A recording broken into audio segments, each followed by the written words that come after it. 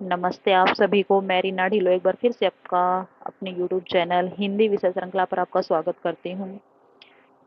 बेटा जल्दी जल्दी मैंने शॉर्ट में ही कहानियों को करने का प्रयास किया है। यदि फिर भी कुछ नहीं समझ में आए तो आप कमेंट में पूछ सकते हैं। तो सबसे पहले जो हमारी कहानी है वो लगी हुई है चंद्रदेव से मेरी बातें, और ये बंग महिला द्वारा लिखी गई है। 1904 में 1904 में सरस्वती पत्रिका में प्रकाशित हुई थी, निबंध के रूप में हुई थी। और जो भवदेव पांडे हैं इसे हिंदी की पहली राजनीतिक कहानी मानते हैं, पत्रात्मक शैली में लिखी गई है।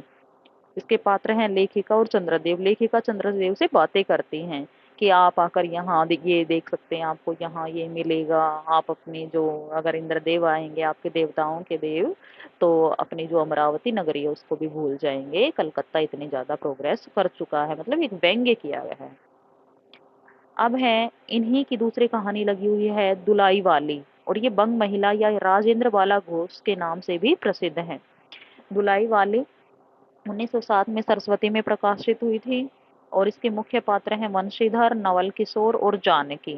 और इसमें गौण पात्र हैं नवल किशोर की बहू सीता, कहारिन, और ट्रेन में दो तीन और महिलाएं हैं। ठीक है। तो ये जो नवल किशोर हैं ये मजाक करते हैं अपने मित्र वंशीधर से, दोनों एक जिसमें दो कालिब हैं। ठीक है।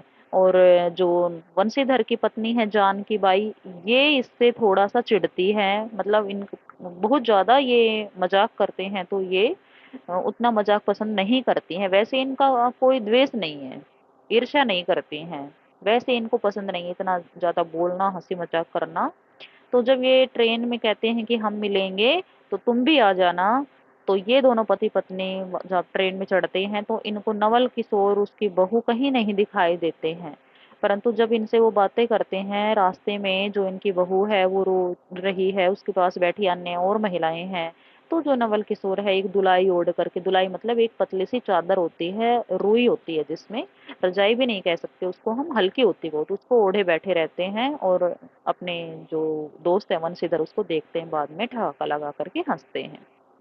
एक टोकरी भर मिट्टी 1901 में प्रकाशित हुई। इसके लेखक हैं माधव राव स्प्रे, और 1901 में छत्तीसगढ़ पत्रिका में प्रकाशित हुई। इसके मुख्य पात्र हैं बुजुर्ग महिला, जमींदार, और गौण पात्र हैं बुजुर्ग महिला की पोती और वकील।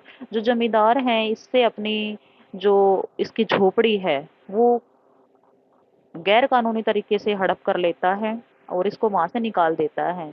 परंतु जब बुजुर्ग महिला की पोती है वो खाना नहीं खाती है, तो वह दोबारा उस टोकरी एक टोकरी लेकर आती है झोपड़ी से मिट्टी लेने की, इसका मैं चूल्हा बनाऊंगी और अपनी पोती की भूख मिटाऊंगी, शायद वो खाना खा ले।